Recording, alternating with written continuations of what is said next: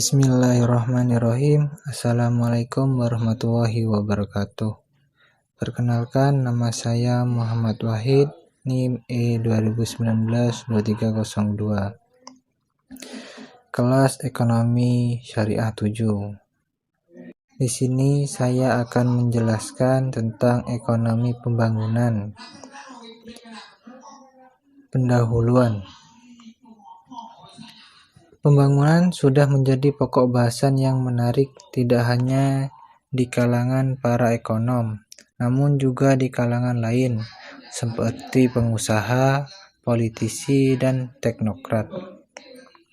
Untuk itu, bicara mengenai pembangunan sudah menjadi keniscayaan dan bukan merupakan hal yang asing lagi. Perhatian akan pembangunan ekonomi diyakini oleh para ahli dimulai setelah Perang Dunia Kedua, di mana Amerika Serikat memulai program bantuan luar negerinya. Pembangunan ekonomi pada akhirnya harus menjadi perhatian yang serius dan menjadi kebutuhan yang mendesak, terutama bagi negara-negara berkembang yang meraih kemerdekaan pasca Perang Dunia Kedua. Inilah yang melatar belakangi lahirnya ekonomi pembangunan. Ada 3 pilar utama di balik munculnya teori pembangunan, yaitu pertumbuhan ekonomi, bantuan luar negeri, dan perencanaan. Setelah masa Perang Dunia Kedua, para pemerhati dalam aspek ilmu pengetahuan tidak terkecuali mereka yang menduduki jabatan pemerintahan dan berbagai lembaga internasional terus melakukan analisa mendalam terhadap aspek-aspek pembangunan ekonomi yang tidak ditemukan di masa sebelum Perang Dunia Kedua. Terdapat beberapa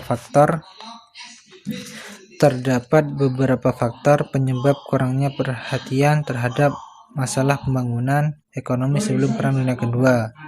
Di antaranya, penjajahan masih berlangsung secara meluas. Negara berkembang yang ada sekarang ini masih mengalami masa penjajahan hingga pertengahan abad ke-20. Seperti diketahui, para penjajah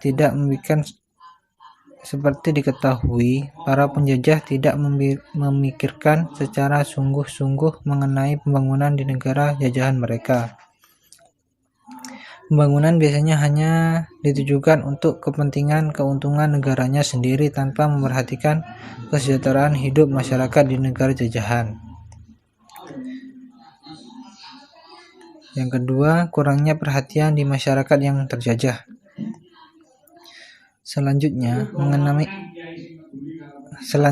mengenai minimnya perhatian terhadap masalah pembangunan adalah kurangnya perhatian dari para pemimpin masyarakat terjajah terhadap persoalan-persoalan pembangunan ekonomi. Karena tersibukkan oleh perjuangan mencapai cita-cita kemerdekaan dan melepaskan diri dari penjajahan. Oleh sebab itu, isu-isu mengenai pembangunan ekonomi menjadi hal yang dikesampingkan. Karena